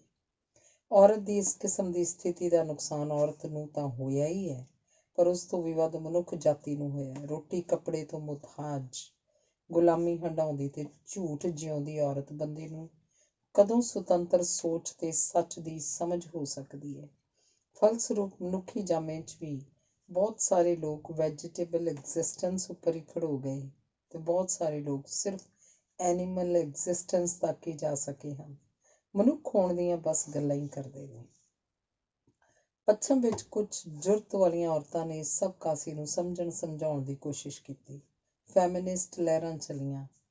ਉਹਨਾਂ ਨੇ ਔਰਤ ਦੇ ਦੁੱਖਾਂ ਨੂੰ ਤਾਂ ਸਮਝਿਆ, ਪਰ ਉਹਨਾਂ ਦੁੱਖਾਂ ਦੇ ਕਾਰਨਾਂ ਨੂੰ ਸਮਝਣ ਲੱਗਿਆਂ ਕੁਝ ਟਪਲਾ ਲੱਗ ਗਿਆ। ਉਹਨਾਂ ਨੇ ਮਰਦ ਨੂੰ ਹੀ ਔਰਤ ਦੇ ਸਾਰੇ ਦੁੱਖਾਂ ਦਾ ਕਾਰਨ ਦੱਸਿਆ। ਇਹ ਉਹਨਾਂ ਦਾ ਭੁਲੇਖਾ ਹੈ। ਅੱਜ ਦਾ ਮਨੋਵਿਗਿਆਨ ਦੱਸਦਾ ਹੈ ਕਿ ਤੁਹਾਨੂੰ ਆਪਣੀ ਮਰਜ਼ੀ ਵੀ ਆਪਣੀ ਮਰਜ਼ੀ ਨਾਲ ਨਹੀਂ ਮਿਲੀ ਹੁੰਦੀ। ਬਹੁਤ ਸਾਰੇ ਕਾਰਨ ਹੁੰਦੇ ਨੇ ਤੁਹਾਡੀ ਉਸ ਮਰਜ਼ੀ ਨੂੰ ਬਣਾਉਣ ਵਾਲੇ। ਇਸ ਲਈ ਸਾਨੂੰ ਸਾਰੇ ਆਰਥਿਕ, ਸਮਾਜਿਕ, ਰਾਜਨੀਤਿਕ, ਧਾਰਮਿਕ, ਸੱਭਿਆਚਾਰਕ ਤੇ ਇਤਿਹਾਸਿਕ ਕਾਰਨ ਲੱਭਣੇ ਪੈਣਗੇ ਜਿਨ੍ਹਾਂ ਨੇ ਆਦਮੀ ਨੂੰ ਔਰਤ ਦੇ ਵਿਰੁੱਧ ਵਿੱਚ ਖੜਾ ਕਰ ਦਿੱਤਾ। ਇਹ ਵੀ ਦੇਖਣਾ ਪਏਗਾ ਕਿ ਉਹ ਵੀ ਹਾਲਾਤ ਦੇ ਹੱਥੋਂ ਔਰਤ ਵਾਂਗ ਹੀ ਪੀੜਤ ਤਾਂ ਨਹੀਂ ਸੀ। ਨਿਰਾ ਆਦਮੀ ਨੂੰ ਬੁਰਾ ਆਖ ਦੇਣ ਨਾਲ ਕੁਝ ਨਹੀਂ ਸੰਵਰਨਾ। ਆਦਮੀਆਂ ਵਿੱਚ ਤਾਂ ਸਾਡੇ ਪਿਓ ਵੀ ਸ਼ਾਮਲ ਹੈ, ਸਾਡੇ ਪੁੱਤਰ ਵੀ ਸ਼ਾਮਲ ਨੇ। ਅਸਲ 'ਚ ਔਰਤ ਦੀ ਸਭ ਤੋਂ ਵੱਡੀ ਦੁਸ਼ਮਣ ਔਰਤ ਆਪ ਹੀ ਹੈ। ਆਦਮੀ ਦੇ ਵਿਕਾਸ ਦਾ ਇਤਿਹਾਸ ਬਹੁਤ ਪਹਿਲਾਂ ਇੱਥੇ ਅੱਪੜ ਗਿਆ ਸੀ ਕਿ ਉਹ ਆਖਣ ਲੱਗ ਪਿਆ ਸੀ, ਅਹਮ ਬ੍ਰਹਮ ਅਸਮੀ, ਅਰਥਾਤ ਮੈਂ ਹੀ ਬ੍ਰਹਮ ਹਾਂ। ਪਰ ਔਰਤ ਅਜੇ ਵੀ ਕਿਸੇ ਦੀ ਧੀ, ਕਿਸੇ ਦੀ ਪਤਨੀ, ਕਿਸੇ ਦੀ ਮਾਂ ਕਰਕੇ ਜਾਣੀ ਜਾਂਦੀ ਹੈ। ਨੀਟਸ਼ੇ ਦੀ ਮਾਂ ਨੇ ਆਖਿਆ ਸੀ, ਤੂੰ ਮੇਰਾ ਪੁੱਤਰ ਹੈ, ਤਾਂ ਉਹਨੇ ਆਖਿਆ ਸੀ, ਨਹੀਂ, ਮੈਂ ਨੀਟਸ਼ੇ ਹਾਂ ਤੇ ਤੂੰ ਮੇਰੀ ਮਾਂ ਹੈ। ਮਾਰਕਸਵਾਦੀ ਕੋਲ ਸਭ ਗੱਲਾਂ ਦਾ ਇੱਕੋ ਜਵਾਬ ਹੈ। ਉਤਪਾਦਨ ਦੇ ਸਾਰੇ ਸਾਧਨ ਆਦਮੀ ਦੇ ਕਬਜ਼ੇ ਵਿੱਚ ਹੋਣ ਕਰਕੇ ਔਰਤ ਦੀ ਇਹ ਦਸ਼ਾ ਹੋਈ ਹੈ। ਮਾਰਕਸਵਾਦ ਅਨੁਸਾਰ ਸਾਰੇ ਸਮਾਜਿਕ ਰਿਸ਼ਤਿਆਂ ਨੂੰ ਆਰਥਿਕਤਾ ਹੀ ਸਿਰਜਦੀ ਵਿਉਂਤਦੀ ਹੈ। ਤੁਹਾਡਾ ਬੌਧਿਕ ਤੇ ਭਾਵੁਕ ਪੱਧਰ ਵੀ ਆਰਥਿਕਤਾ ਹੀ ਨਿਸ਼ਚਿਤ ਕਰਦਾ ਹੈ। ਦੂਜੇ ਦਰਜੇ ਉੱਪਰ ਔਰਤ ਦੀ ਸਭ ਤੋਂ ਵੱਡੀ ਦੁਸ਼ਮਣ ਦੂਜੀ ਔਰਤ ਹੈ। ਪਹਿਲੇ ਹੁੰਦਾ ਸੀ ਮਰਦ ਦਿਲ ਪਰਚਾਵੇ ਲਈ ਕੋਠਿਆਂ ਉੱਪਰ ਚਲੇ ਜਾਂਦੇ ਸੀ, ਪਰ ਘਰ ਦੀ ਔਰਤ ਨੂੰ ਪਤਾ ਹੁੰਦਾ ਸੀ ਕਿ ਕੋਠੇ ਵਾਲੀ ਨੇ ਘਰ ਨਹੀਂ ਆ ਸਕਣਾ, ਇਸ ਲਈ ਉਹਨੂੰ ਇਸ ਪਾਸੋਂ ਕੋਈ ਖਤਰਾ ਨਹੀਂ ਸੀ ਹੁੰਦਾ। ਪਰ ਹੁਣ ਹਰ ਔਰਤ ਦੂਸਰੀ ਔਰਤ ਤੋਂ ਡਰਦੀ ਹੈ। ਅੱਜ 90% ਘਰ ਕਿਸੇ ਦੂਸਰੀ ਔਰਤ ਕਾਰਨ ਹੀ ਟੁੱਟਦੇ ਹਨ ਤੇ ਬਾਕੀ ਦੇ 10% ਘਰ ਕਿਸੇ ਦੂਸਰੀ ਔਰਤ ਮਿਲ ਜਾਣ ਦੇ ਭਰੋਸੇ ਕਾਰਨ ਟੁੱਟਦੇ ਹਨ। ਤੀਸਰਾ ਵੱਡਾ ਕਾਰਨ ਹੈ ਔਰਤ ਦੀ ਰੋਟੀ ਕੱਪੜੇ ਦੀ ਮੁਹਤਾਜੀ, ਜਿਸ ਕਾਰਨ ਉਹ ਹਰ ਤਰ੍ਹਾਂ ਦੇ ਹਾਲਾਤ ਨਾਲ ਸਮਝੌਤਾ ਕਰਦੀ ਹੈ। ਪਰ ਇਹ ਸਮੱਸਿਆ ਉਹਨੇ ਆਪ ਹੱਲ ਕਰਨੀ ਹੈ। ਹੁਣ ਤੱਕ ਔਰਤ ਨੂੰ ਮਨੁੱਖ ਨੇ ਦੋ ਹੀ ਵੱਡੇ ਰੂਪਾਂ 'ਚ ਸਵੀਕਾਰ ਕੀਤਾ, ਇੱਕ ਦੇਵੀ ਦੇ ਰੂਪ 'ਚ ਤੇ ਦੂਜੀ ਵੇਸ਼ਵਾ ਦੇ ਰੂਪ 'ਚ। ਦੇਵੀ ਜਿਹੜੀ ਉਸਦੇ ਮਨ ਦੀਆਂ ਮੁਰਾਦਾਂ ਪੂਰੀਆਂ ਕਰਦੀ ਹੈ ਤੇ ਵੇਸ਼ਵਾ ਜਿਹੜੀ ਉਹਦੇ ਤਨ ਦੀਆਂ ਭੁੱਖਾਂ ਮਿਟਾਉਂਦੀ ਹੈ। ਔਰਤ ਨੂੰ ਕਦੇ ਇਨਸਾਨ ਦੇ ਰੂਪ 'ਚ ਨਹੀਂ ਵੇਖਿਆ ਗਿਆ। ਸਤਿਅਜੀਤ ਰੇ ਨੇ ਇੱਕ ਫਿਲਮ ਬਣਾਈ ਸੀ, ਮੈਂ ਦੇਵੀ ਨਹੀਂ। ਮਤਲਬ ਸੀ ਬੰਦਾ ਆਪ ਹੀ ਔਰਤ ਲਈ ਆਦਰਸ਼ ਮਿੱਥ ਦਿੰਦਾ ਹੈ, ਆਪ ਹੀ ਉਹਨਾਂ ਆਦਰਸ਼ਾਂ ਵਿੱਚ ਔਰਤ ਨੂੰ ਕੈਦ ਕਰ ਦਿੰਦਾ ਹੈ। ਸ਼ਰਤ ਚੰਦਰ ਦੇ ਸੰਸਾਰ ਪ੍ਰਸਿੱਧ ਨਾਵਲ ਸ੍ਰੀਕਾਂਤ ਵਿੱਚ ਵੇਸ਼ਵਾ ਦੀ ਨੀਵੀਂ ਪੱਧਰ ਦੀ ਔਰਤ ਹੋਣ ਦੀ ਮਿੱਥ ਨੂੰ ਤੋੜਿਆ ਗਿਆ। ਸਤਿਅਜੀਤ ਰੇ ਤੇ ਸ਼ਰਤ ਚੰਦਰ ਦੇ ਨਾਵਲ ਦੋਵਾਂ ਦਾ ਮਕਸਦ ਇੱਕ ਹੀ ਹੈ ਕਿ ਔਰਤ ਨੂੰ ਔਰਤ ਸਵੀਕਾਰ ਕੀਤਾ ਜਾਵੇ। ਸੋ ਔਰਤ ਦੀ ਸਥਿਤੀ ਬਦਲਣ ਲਈ ਉਸ ਸਥਿਤੀ ਦੇ ਕਾਰਨ ਸਮਝਣੇ ਪੈਣਗੇ, ਮਨਨ ਕਰਨਾ ਪਏਗਾ। ਇਸ ਸਥਿਤੀ ਨਾ ਰੋ ਕੇ ਬਦਲਣੀ ਹੈ, ਨਾ ਹੀ ਤਰਸ ਮੰਗ ਕੇ, ਤੇ ਨਾ ਹੀ ਮਹਿਲਾਂ ਦਿਵਸਾਂ ਉੱਪਰ ਭਾਸ਼ਣ ਦੇਣ ਨਾਲ। ਔਰਤ ਦੇ ਆਪ ਤਕੜੀ ਹੋਣ ਨਾਲ ਹੀ ਬਦਲੇਗੀ। ਇਸ ਵਿੱਚ ਮਰਦ ਨੂੰ ਔਰਤ ਦੀ ਮਦਦ ਕਰਨੀ ਪਏਗੀ ਤਾਂ ਜੋ ਆਪਣੇ ਬੱਚਿਆਂ ਦੇ ਭਵਿੱਖ ਲਈ, ਸੰਸਾਰ ਦੇ ਭਵਿੱਖ ਲਈ ਉਹ ਕੋਈ ਵਧੀਆ ਰੋਲ ਅਦਾ ਕਰ ਸਕੇ। ਸਾਹਿਤ ਰਚਨਾ ਬਹੁਤ ਮਰਦ ਹੀ ਕਰਦੇ ਹਨ, ਇਸ ਲਈ ਔਰਤ ਉਹਨਾਂ ਦੀ ਦ੍ਰਿਸ਼ਟੀ ਤੋਂ ਹੀ ਚਿੱਤਰੀ ਮਿਲਦੀ ਹੈ। ਕਹਿੰਦੇ ਨੇ ਪੁਰਾਣੇ ਵੇਲਿਆਂ 'ਚ ਇੱਕ ਵਿਦਵਾਨ ਇਸਤਰੀ ਗਾਰਗੀ ਹੋਈ ਹੈ। ਕਿਸੇ ਭਰੀ ਸਭਾ ਵਿੱਚ ਉਹਨੇ ਵਿਦਵਾਨਾਂ ਨੂੰ ਬਹਿਸ ਵਿੱਚ ਹਰਾ ਦਿੱਤਾ ਸੀ। ਇਸੇ ਕਾਰਨ ਉਹਦੀ ਕੋਈ ਰਚਨਾ ਕਿਧਰੇ ਨਹੀਂ ਮਿਲਦੀ। ਆਖਿਆ ਜਾਂਦਾ ਹੈ ਕਿ ਭਰੀ ਸਭਾ ਵਿੱਚ ਉਹ ਵਸਤਰਹੀਣ ਆ ਗਈ। ਵਿਦਵਾਨਾਂ ਨੇ ਉਹਨੂੰ ਬੇਸ਼ਰਮ, ਮਲੀਨ ਤੇ ਮਾੜੀ ਔਰਤ ਆਖਿਆ। ਗਾਰਗੀ ਨੇ ਉੱਤਰ ਦਿੱਤਾ, ਬੇਸ਼ਰਮ, ਮਲੀਨ ਤੇ ਮਾੜੀ ਮੈਂ ਨਹੀਂ, ਮੈਂ ਤਾਂ ਧੁੱਪ ਵਾਂਗ, ਹਵਾ ਵਾਂਗ, ਕੁਦਰਤ ਦਾ ਸੱਚ ਤੁਹਾਡੇ ਸਾਹਮਣੇ ਆ। ਬੇਸ਼ਰਮ, ਮਲੀਨ ਤੇ ਮਾੜੀਆਂ ਤੁਹਾਡੀਆਂ ਨਜ਼ਰਾਂ ਹਨ ਜਿਨ੍ਹਾਂ ਨੂੰ ਮੈਂ ਇਉਂ ਦਿਸ ਰਹੀ ਹਾਂ। ਔਰਤ ਦੀ ਜ਼ਿੰਦਗੀ ਦਾ ਇਹ ਪਹਿਲਾ ਸੱਚ ਹੈ ਜੋ ਸਾਡੇ ਤੱਕ ਪਹੁੰਚਿਆ। ਔਰਤ ਦੇ ਸਵੈ ਤੇ ਪਰ ਨਾਲ, ਆਤਮ ਤੇ ਅਨਾਤਮ ਨਾਲ ਰਿਸ਼ਤੇ ਉਸ ਤਰ੍ਹਾਂ ਨਹੀਂ ਜਿਵੇਂ ਆਦਮੀ ਦੇਖਦਾ ਹੈ। ਆਦਮੀ ਨੂੰ ਔਰਤ ਦੇ ਸਿਰਫ ਦੋ ਹੀ ਰੂਪ ਦਿਸਦੇ ਹਨ, ਦੇਵੀ ਵਾਲਾ, ਮਾਂ, ਧੀ, ਪਤਨੀ, ਭਾਵ ਘਰ ਦੀਆਂ ਸਭ ਔਰਤਾਂ ਦੇਵੀ ਸਮਾਨ ਹੁੰਦੀਆਂ ਹਨ, ਤੇ ਦੂਜਾ ਵੇਸਵਾ ਵਾਲਾ, ਬੇਗਾਨੀ ਹਰ ਔਰਤ ਵੱਲ ਉਹ ਮੈਲੀਆਂ ਨਜ਼ਰਾਂ ਨਾਲ ਦੇਖ ਸਕਦਾ ਹੈ। ਪਰ ਅੱਜ ਔਰਤ ਆਪਣੀ ਗੱਲ ਜਦੋਂ ਆਪ ਕਰਦੀ ਹੈ ਤਾਂ ਦੇਵੀ ਹੋਣਾ ਜਾਂ ਵੇਸਵਾ ਹੋਣਾ ਉਹਦੀ ਜ਼ਿੰਦਗੀ ਦਾ ਸੱਚ ਨਹੀਂ ਬਣਦਾ। ਉਹ ਦੇਵੀ ਤੇ ਵੇਸਵਾ ਵਿਚਲੀ ਲਕੀਰ ਪ੍ਰਵਾਨ ਨਹੀਂ ਕਰਦੀ। ਈਰਾਨ ਦੀ ਲੇਖਿਕਾ ਸਾਧਵੀ ਆਪਣੇ novel woman at point zero ਵਿੱਚ ਨਾਇਕਾ ਤੋਂ ਜੋ ਇੱਕ ਵੇਸਵਾ ਹੈ ਅਖਵਾਉਂਦੀ ਹੈ, ਪਤਨੀ ਵੀ ਤਾਂ ਇੱਕ ਵੇਸਵਾ ਹੀ ਹੁੰਦੀ ਹੈ। ਇੱਕ ਘਟੀਆ ਵੇਸਵਾ ਜੋ ਇੱਕ ਆਦਮੀ ਨਾਲ ਆਪਣੇ ਜਿਸਮ ਦਾ ਵਪਾਰ ਕਰਦੀ ਹੈ ਤੇ ਉਸ ਕੋਲ ਨਾ ਕਹਿਣ ਦਾ ਅਧਿਕਾਰ ਵੀ ਨਹੀਂ ਹੁੰਦਾ। ਅਸੀਂ ਸਾਧਵੀ ਦੀ ਸੋਚ ਨਾਲ ਭਾਵੇਂ ਸਹਿਮਤ ਨਾ ਹੋਈਏ, ਪਰ ਇਹ ਗੱਲ ਤੋਂ ਇਨਕਾਰ ਹੀ ਨਹੀਂ ਹੋ ਸਕਦੇ ਕਿ ਅੱਜ ਦੀ ਔਰਤ ਆਪਣੀ ਸਥਿਤੀ ਬਾਰੇ ਸੋਚਦੀ ਹੈ। ਉਹ ਇਹ ਸਮਝਣ ਦੀ ਕੋਸ਼ਿਸ਼ ਕਰਦੀ ਹੈ ਕਿ ਬਾਹਰਲਾ ਜਗਤ ਜਿਸ ਮਨੁੱਖ ਨੂੰ ਸਿਰਫ ਇੱਕ ਕਾਮੇ ਦੀ ਥਾਂ ਦਿੰਦਾ ਹੈ, ਉਸ ਘਰ 'ਚ ਆ ਕੇ ਬਾਦਸ਼ਾਹ ਕਿਵੇਂ ਬਣ ਜਾਂਦਾ ਹੈ।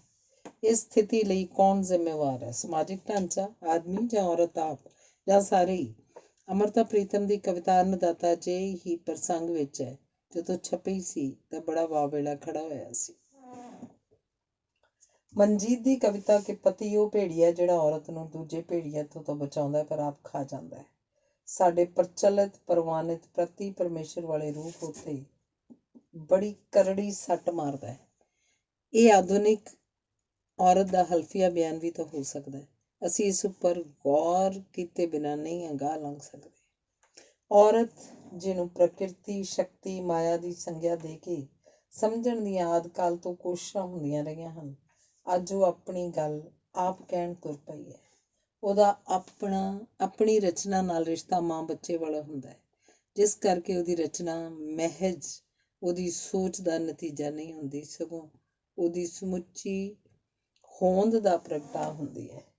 ਇਸੇ ਕਾਰਨ ਪੰਜਾਬੀ ਲੇਖਕਾਵਾਂ ਦੀ ਬਹੁਤੀ ਰਚਨਾ ਸੰਸਾਰ ਦੀਆਂ ਸੰਸਥਾਵਾਂ ਵਾਂਗ ਹੀ ਸਾਰੇ ਸਵੈ ਦੇ ਪ੍ਰਗਟਾ, ਸਵੈ ਦੀ ਸਥਾਪਨਾ, ਸਵੈ ਦੀ ਜਸਟੀਫਿਕੇਸ਼ਨ ਦੇ ਯਤਨ ਹੁੰਦੇ ਹਨ।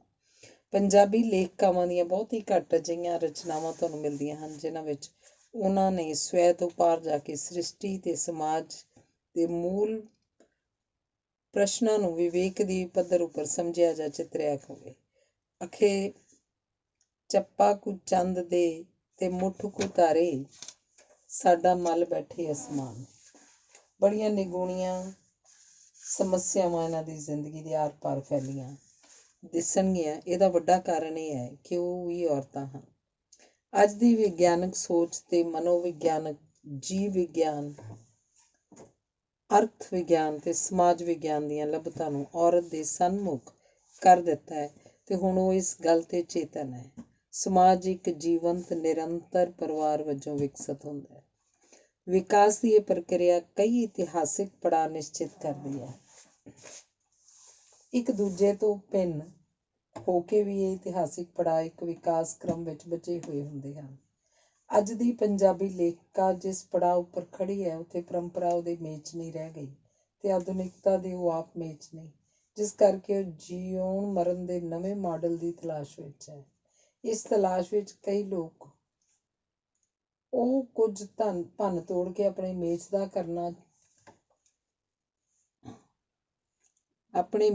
ਕਰਨਾ ਚਾਹੁੰਦੀ ਹੈ, ਪਰ ਇਸ ਕੋਸ਼ਿਸ਼ ਵਿੱਚ ਕਿੰਨਾ ਹੀ ਕੁਝ ਉਹਦੇ ਅੰਦਰੋਂ ਵੀ ਟੁੱਟ ਭੱਜ ਜਾਂਦਾ ਹੈ। ਕਦੇ ਉਹ ਇਸ ਟੁੱਟ ਭੱਜ ਉੱਪਰ ਆਪਣਾ ਸਾਬਤਾ ਸੁਪਨਾ ਉਸਾਰਨ ਦੀ ਕੋਸ਼ਿਸ਼ ਕਰਦੀ ਹੈ ਤੇ ਕਦੇ ਇਸ ਕੋਸ਼ਿਸ਼ ਵਿੱਚ ਭਟਕ ਵੀ ਜਾਂਦੀ ਹੈ ਤੇ ਫਿਰ ਆਪਣੀ ਭਟਕਣਾ ਨੂੰ ਹੀ ਜਸਟੀਫਾਈ ਕਰਨ ਵਾਲਾ ਸਾਹਿਤ ਰਚਨ ਬੈਠ ਜਾਂਦੀ ਹੈ। ਅੰਮ੍ਰਿਤਾ ਅਤੇ ਅਜੀਤ ਇਸ ਪੱਖ ਤੋਂ ਵੱਡੇ ਨਾਂ ਹਨ। ਆਪਣੇ ਬਾਰੇ ਫੈਸਲਾ ਮੈਂ ਤੁਹਾਡੇ ਉੱਪਰ ਛੱਡ ਦਿੱਤਾ ਹੈ।